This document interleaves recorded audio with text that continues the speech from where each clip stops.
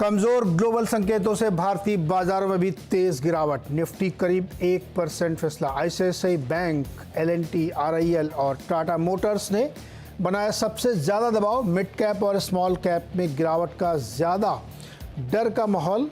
Index जो India VIX है वो करीब 5% ऊपर।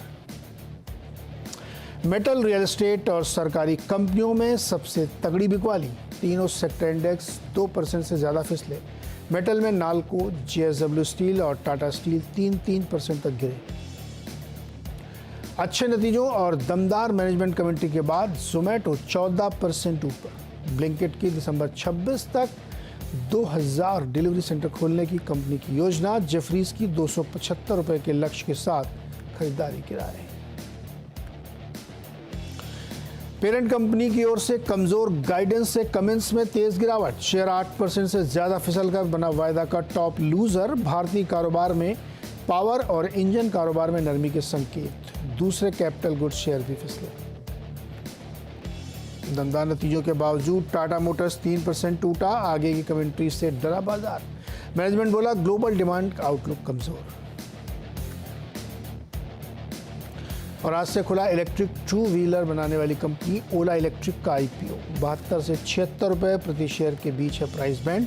इशू से 6,145 करोड़ रुपए जुटाएगी कंपनी। एंकर निवेशकों ने 2,763 करोड़ रुपए लगाए।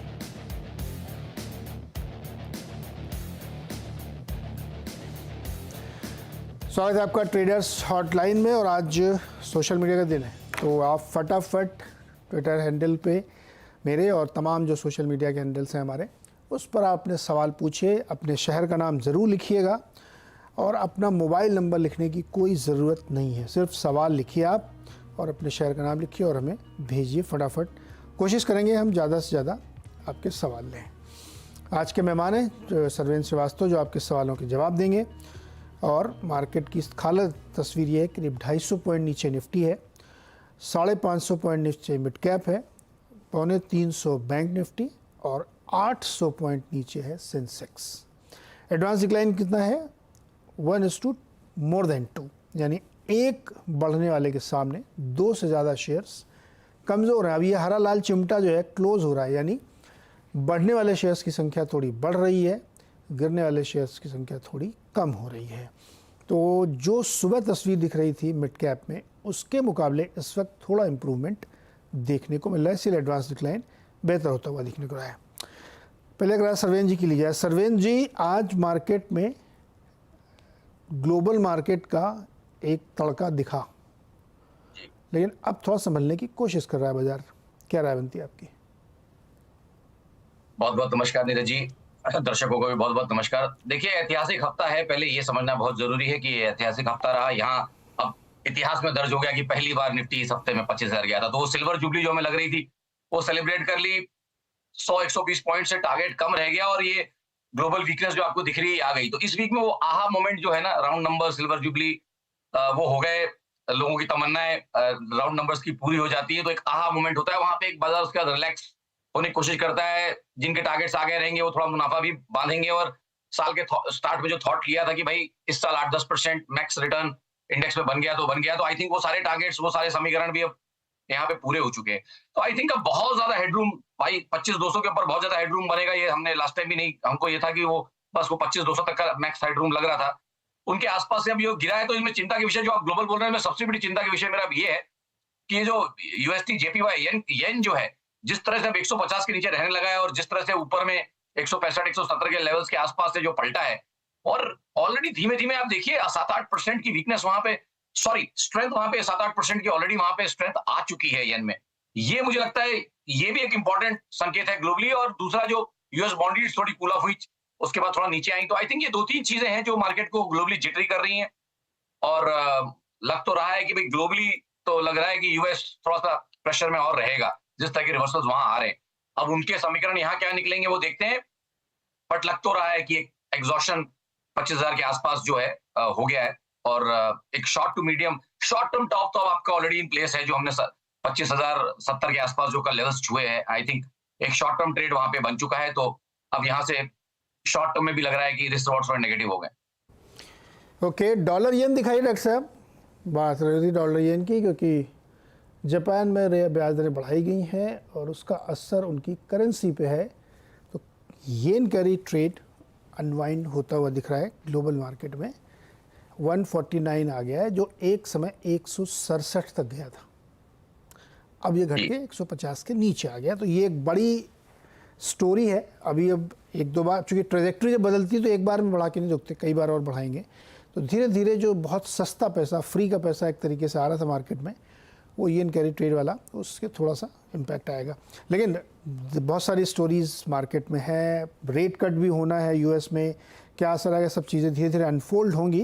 तो इसलिए कोई फर्म भी उस समय बनाना वेट करना चाहिए। अच्छा चलिए सवाल लेते हैं फटाफट। वीरेश्वर पाल का सवाल लेते हैं। इन्होंने पावर ग्रिड में 390 स्ट्राइक प्राइस वाला कॉल लिया है। कॉल लिया है ₹1.25 पर अगस्त सीरीज़ का। और ये सरवेन जी का बहुमूल्य विचार जानना चाहते हैं इस बारे में। देखिए, कॉल लिया अच्छी बात है, स्टॉक अप ट्रेंड में है, बट जब आप कॉल लेते हैं तो आपको ये भी समझना है कि भाई हेडरूम कुछ और बचा है और क्या मोमेंटम पकड़ रहा है। तो जो मुझे दिख रहा है लास्ट 2-3 दिन से, तो भी स्पेशली आज जो मुझे दिख रहा है थोड़ा मोमेंटम स्लो है, डाइवर्जेंसेस हैं। जब प्राइसेस नए हाई रख रहे हैं, मोमेंटम में नया हाई नहीं बन रहा है, ये एक नेगेटिव डाइवर्जेंस का संकेत बना हुआ है। इस समय मुझे लगता है कि ये रणनीति बहुत अच्छी नहीं रहेगी। जहां पे नेगेटिव डाइवर्जेंस बने हो तो वहां आप कॉल लेने की कोशिश नहीं करेंगे। तो मेरा थॉट यही है कि आप जरा वेट कर लें, उछालों में मेरे हिसाब से तो कॉल में निकल जाएं, क्योंकि टाइम पीरियड बहुत बचा हुआ है और मुझे लगता है कि कहीं आपका प्रीमियम पिस जाएगा इसमें। ओके आदित्य, इन्होंने फिनोलेक्स केबल के 25 शेयर लिए हैं 1045 के भाव पर, और मोतीलाल ओसवाल के 50 शेयर 432 पर। 1.5 साल का नज़रिया क्या कर रहे हैं? जी देखिए, यहाँ पे पहले इनका ले लेता हूँ। फिनोलेक्स में तो मुझे लग रहा है कि काफी अच्छे से स्टॉक, काफी बढ़िया चला हुआ ये स्टॉक है इनका। और यहाँ पे मुझे लगता है कि ट्रेड में बने रहें। और फिलहाल इनको 1380 के आसपास एक, मेरे हिसाब से इनको एक स्टॉप लॉस रखना चाहिए ट्रेलिंग। और फिलहाल नेक्स्ट 1 से 3 महीना ट्रेड में बने रहना चाहिए। स्टॉक ये भी काफी ओवरबॉट है, तो इसको महीने महीने में रिव्यू करते रहें, ऐसी मेरी इनके लिए एक राय रहेगी यहाँ पे। बट फिलहाल होल्ड। और दूसरा स्टॉक इनका जो मोतीलाल ओसवाल है, वहां मुझे लगता है कि देखिए, अब तो ये स्टॉक तो बाजार के साथ ही चलेगा और बाजार के साथ ही रिएक्ट करेगा। तो मुझे लग रहा है कि 650-680 वाली जो रेंज है, वहां पे बार बार लास्ट 2.5-3 महीने से सेलिंग आ रही है। तो जब तक 680 का डिसाइसिव ब्रेकआउट नहीं हो जाता, इनफैक्ट आप ग्राउंड नंबर 700 का लिख लीजिए, जब तक 700 का नया डिसाइसिव ब्रेकआउट नहीं होता, नए रिस्क रिवॉर्ड नहीं निकलेंगे, 650 to 680 की रेंज में कहीं ये पिसता रहेगा। और बाजार किसी कारण से अगर थोड़ा सा नेगेटिवली सरप्राइज किया, जो ग्लोबली हम अभी आज बात कर रहे थे कि लग रहा है, तो शायद थोड़ा स्टॉक नीचे भी आ जाए। तो आई थिंक मेरे हिसाब से उछालों में थोड़ा मुनाफा बांधे, और ऑलरेडी हाईज के आसपास बाजार चल रहा है, तो 650-680 की रेंज में कहीं थोड़ा मुनाफा बांधे, ऐसा मेरी राय रहेगी। ओके अच्छा, सरोज का सवाल है। कंसाइन नेरोलैक पेंट्स के 200 शेयर 280 के भाव पर, और यूनो मिंडा 65 शेयर 1100 के भाव पर। जी देखिए, कंसाइन नेरोलैक तो काफी एक लंबा करेक्शन, कंसोलिडेशन जिसको आप स्लैश बोलिए, कर चुका है। 450 वाला ऑलमोस्ट 225 तक तो जाके आया ही है एक आध टिक में। तो एक 50% करेक्शन के बाद स्टेबिलिटी की आई थिंक यहाँ गुहार लग रही है, और लग भी रही है कि 240-250 के एरियाज में लास्ट आप देखिए 2.5-3 साल से उसके नीचे नहीं जाता है। तो इस मूव में लग तो रहा है कि पीछे कहीं अपना वश छोड़ आया है और बहुत ज्यादा 250-270 की तरफ नहीं जाएगा। और ऊपर में मुझे लगता है कि अराउंड 340-350 के टारगेट्स आएंगे, क्योंकि एक ब्रॉड रेंज 250 से 350 की है। तो फिलहाल वही ये ट्रेड करेगा। अपर एंड पे थोड़ा दोबारा एक बार राय ले ले, या चाहे तो मुनाफा बांधे अगर ब्रेकआउट नहीं आ रहा है तो। ओके और यूनो मिंडा? यहाँ देखिए, यूनो मिंडा में थॉट मेरा भी फिलहाल ये है कि फिलहाल ट्रेड में चाहे तो बने रहें। पिछला लेग तो अच्छा रहा है, एक करेक्शन आ गया है डीप, बट मुझे लगता है अराउंड 1000 अच्छे सपोर्ट्स बने हुए हैं। राउंड नंबर वहां पे है, उसके नीचे वाला जो टिक है वो तकरीबन 850 के आसपास है। बट मुझे लगता है कि 980 के आसपास अगर एक स्टॉप लॉस बना के बने रहेंगे 1 से 3 महीना, तो आइडली मौका मिलेगा इनको ऊपर के लेवल्स पे मुनाफा बांधने का। ओके इंटरेस्टिंग यहाँ पे है। और अगला सवाल गौरव का है। ये कह रहे हैं, ये मतलब बेसिकली इनका सवाल ये कि LNT पे क्या करंट प्राइस पे ख़रीदारी करें, और 5 साल तक उसको होल्ड करना चाहते हैं वो। देखिए, 5 साल वाला व्यू है तो फिर लमसम नहीं डालना चाहिए पैसा एक साथ, बट स्टॉक अच्छा है तो आप धीमे धीमे SIP करिए यहाँ से। आई थिंक जब आप उतना लंबा एक व्यू लेते हैं तो आप सारा माल एक साथ नहीं लेना चाहेंगे इस लेवल पे, जब बाजार यहाँ पहुंचा हुआ है। यही अगर आप मुझसे आज 2-3 साल पहले जब हम कहीं किसी पैनिक सिचुएशन में आप बात करेंगे तो शायद राय अलग होगी, हम बोलेंगे लमसम पैसा डालिए, बट क्योंकि मार्केट इतना ओवरबॉट है, लमसम पैसा मत डालिए, जो भी डालना है शुरुआत करनी है तो एसआईपी से शुरुआत करिए, थोड़ा थोड़ा डालते रहिए, हर भाव से आपके पास आता रहेगा। 6-12 महीने का अगर कोई एक हल्का करेक्शन भी आया तो आप एक ही भाव से नहीं फंसे रहेंगे, आपके पास हर भाव से थोड़ा थोड़ा माल आया रहेगा। ओके, अच्छा सरविंद, कमिंस इंडिया आज टॉप लूजर है जी, मौका है क्या ये? देखिए अभी भी कोई विशेष करेक्शन नहीं, 4000 वाला अभी 3500 हुआ है, तो कोई बड़ा करेक्टिव, इतना बड़ा करेक्शन नहीं आया है कि मैं बोलूं कि हाँ बहुत अच्छे रिस्क रिवॉर्ड बन रहे हैं, बट यस पहले के मुकाबले में तो बेटर रिस्क रिवॉर्ड है।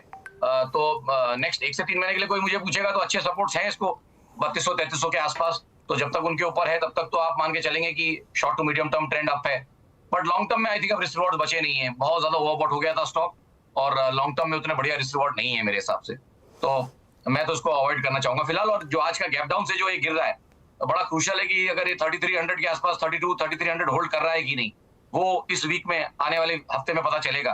किन्हीं कारणों से 3200 टूटा तो आई थिंक फिर गिरावट थोड़ी गहरा सकती है। ओके, तो फिलहाल ये अवॉइड की कैटेगरी में आएगा। एक छोटा सा ब्रेक लेंगे यहाँ पे सरविंद जी, लौट के आते हैं फिर और लेते सवाल। स्वागत है एक बार फिर से आपका, और सवाल जवाब का सिलसिला चल रहा है इस वक्त। आज सोशल मीडिया के दिन, तो आप सवाल भेजते रहिए।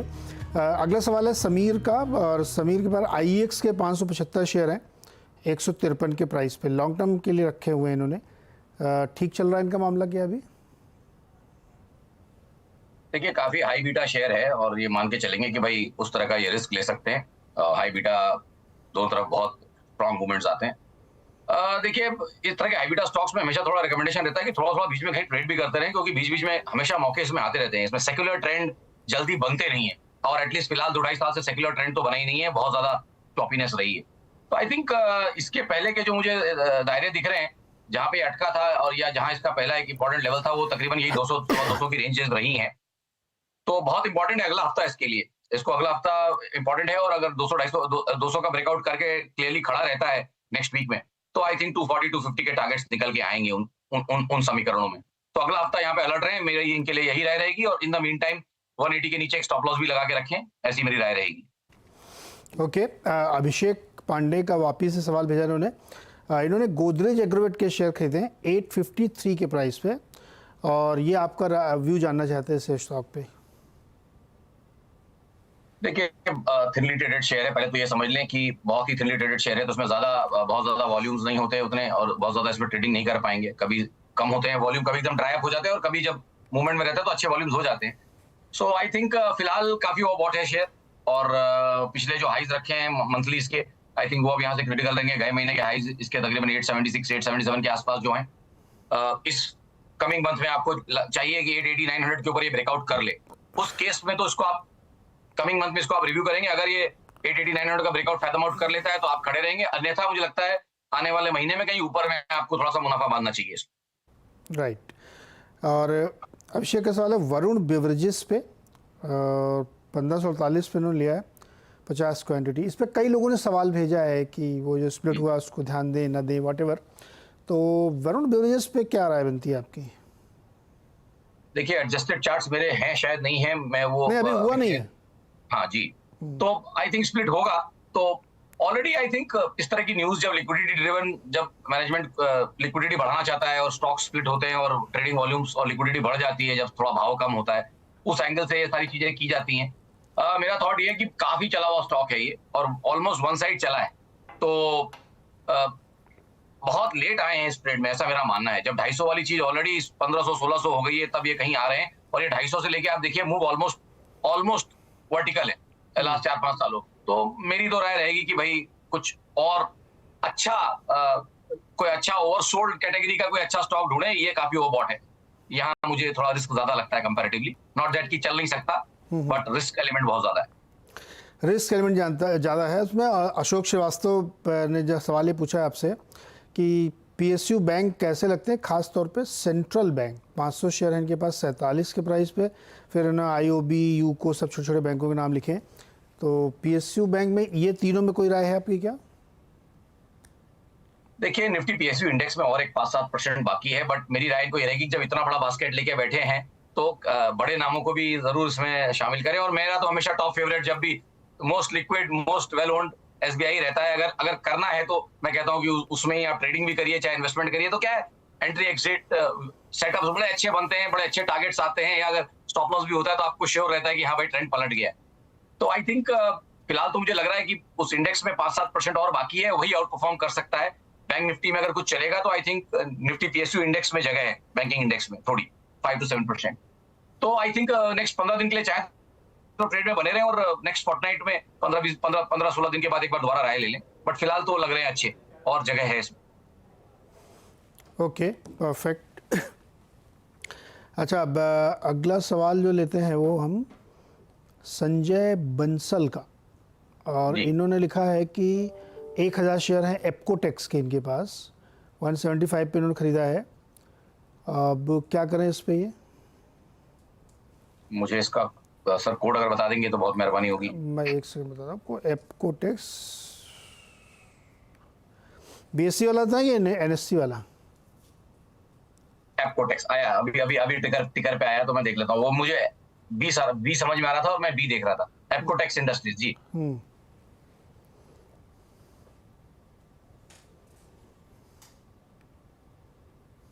देखिए यहाँ पे फिलहाल मुझे लगता है कि एक मीडियम टर्म 400 के आसपास एक डबल बॉटम जैसा सेटअप यहाँ दिख रहा है। तो I think in that context अच्छा लग रहा है कि नेक्स्ट 1 से 3 महीने के लिए। और मुझे लगता है जब इसका 465-470 का ब्रेकआउट हो जाएगा तो आई थिंक बढ़िया अपसाइड्स यहाँ डेवलप होंगे, जो इसको तकरीबन 510-520 तक लेके जाएंगे। तो आई थिंक ट्रेड में बने रहें और कहीं इसमें एक स्टॉप लॉस रखें 420 के नीचे। तो 418.40 का एक स्टॉप लॉस रख लें 418.40 का, और ट्रेड में बने रहें नेक्स्ट 1 से 3 महीने। राइट। मान्या पुणे से है, इन्होंने 10 अल्ट्राटेक के शेयर्स खरीदे हैं 6558 के प्राइस पे, और ऐड करना चाहते हैं। समय 4-5 साल आराम से इनके पास है, कोई दिक्कत नहीं है। देखिए और ऐड करना चाहते हैं तो आई थिंक ऑलमोस्ट इनके प्राइस से तो ऑलमोस्ट 12,000, 6,000 और 12,000 डबल तो हो चुका है इनके प्राइस से। अगर पैसे की इनको कोई खास जरूरत नहीं है तो आई थिंक बने रहे। बहुत डीप इन द मनी है, स्टॉक अच्छा है, कोई प्रॉब्लम नहीं है। बट इनके लिए भी राय यही रहेगी कि और लेना है तो थोड़ा सिप करके लें। काफी ओवरबॉट स्टॉक है, थोड़ा सिप करके थोड़ा लें। नेक्स्ट 6-12 महीने में अपने ट्रांच को तोड़ें, 6 महीने में एटलीस्ट, और 12 महीने में आइडियली।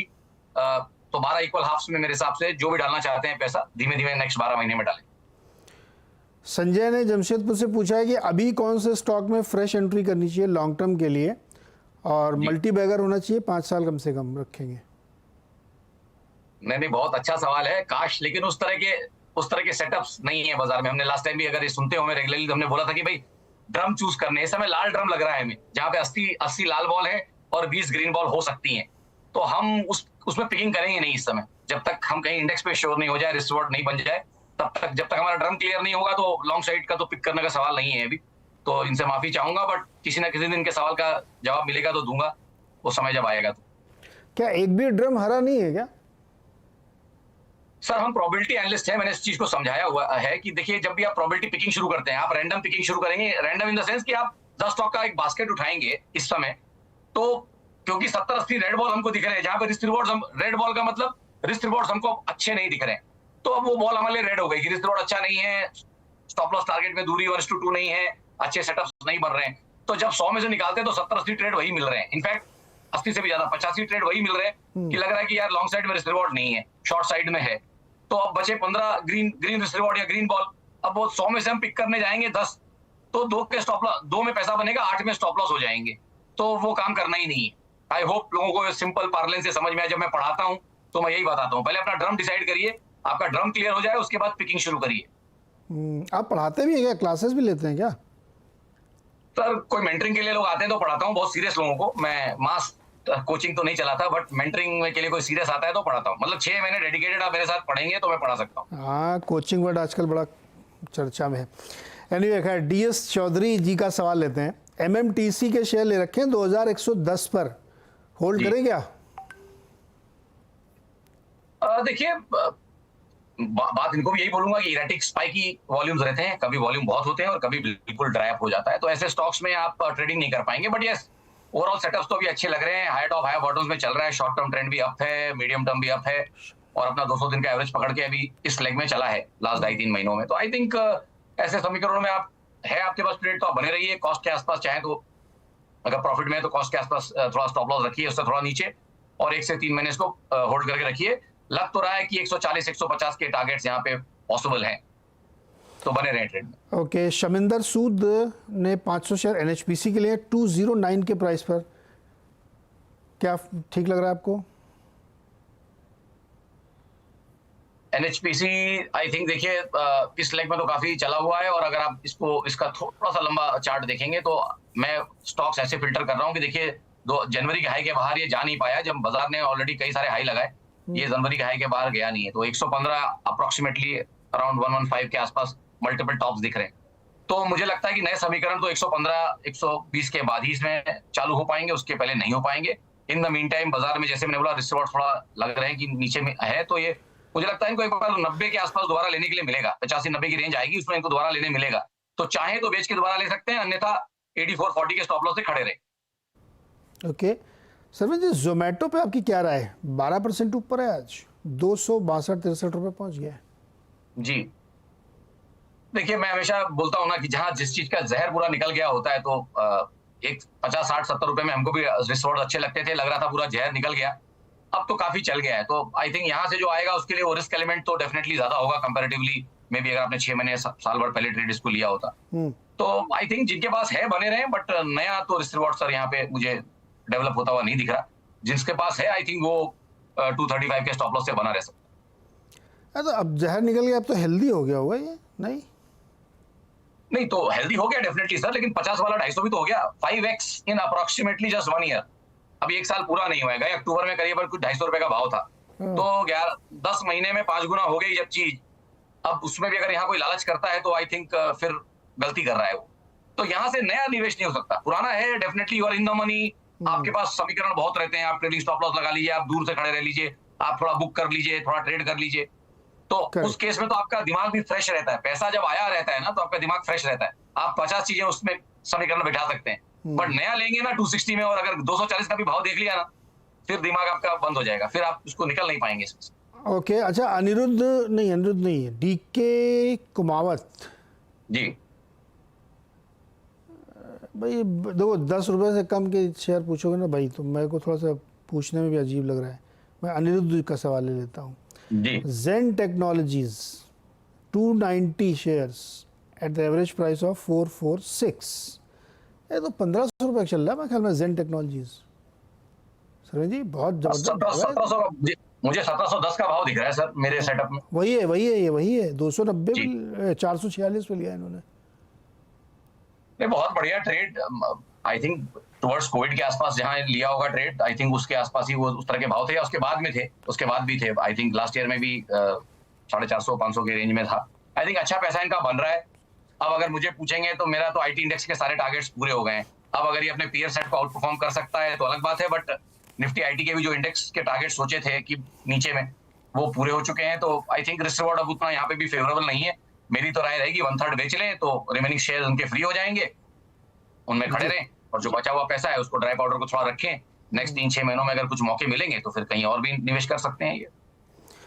परफेक्ट। अच्छा, एक अभी जो कि किसी एक का सवाल मैंने लिया, तो दर्शकों को बताने के लिए बता रहा हूँ कि कई बार होता ना, आप लोग ऐसा भी एक साल आज भी किसी ने पूछा 1 रुपये 29 पैसे का, तो ये जो इस तरह के शेयर जो अननोन टाइप के नाम भी होते हैं ना, उसमें पूछने में डर ये लगता है कि मैं पूछ रहा हूँ आपके सवाल को, लेकिन जो लोग सुन रहे हो पता नहीं उसका क्या मतलब निकालें। तो इसलिए मैं बहुत इस तरह के शेयर्स को अवॉइड करता हूँ। प्लस उनका चार्ट देखना भी मुश्किल होता है।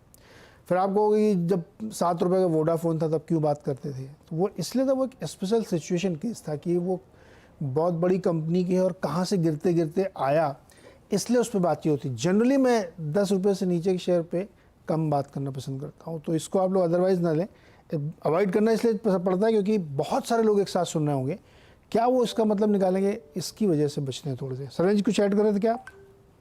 नहीं, बहुत अच्छा टॉपिक आपने उठाया पेनी स्टॉक का। देखिए, हर पेनी स्टॉक बुरा नहीं होता, बट आपको मालूम होना चाहिए क्या है। अगर किसी कारण से कोई बड़ी कंपनी जो कि टॉप 3-4 है अपने ग्रुप में, और वो किसी कारण से नीचे चल रही है, तो आप डेफिनेटली उसको देख सकते हैं। बट टेक्निकल पैरामीटर्स पे मैं बोलता हूं कि इंडिया की टॉप 500 कंपनी में, एक ब्रॉड अंदाजा लगा रहा हूं, 90% मार्केट कैप जो है ना, वो टॉप 500 कंपनी में है।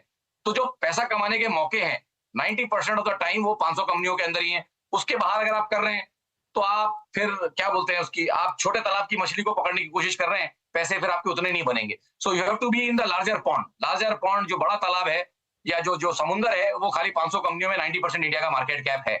तो उन 500 में अगर आप फोकस करेंगे तो आपके पैसे बनते रहेंगे। बाकी आप रिमेनिंग 2500-3000 कंपनियों में, एनएससी की बात कर रहा हूं, अगर आप चले गए तो आप खाली ऊपर का surface, you will be scratching the surface, but आप मीनिंगफुल कुछ नहीं कर रहे होंगे, ऐसा मेरा मानना है। ओके, तो ये राय थी अपने दर्शकों के, दोस्तों के लिए। सरवीन जी बहुत बहुत शुक्रिया, समय समाप्त हो गया शो का बिल्कुल, और फटाफट एक छोटा सा ब्रेक लेते हैं। ब्रेक के बाद देखिए आप खिलाड़ी नंबर 1।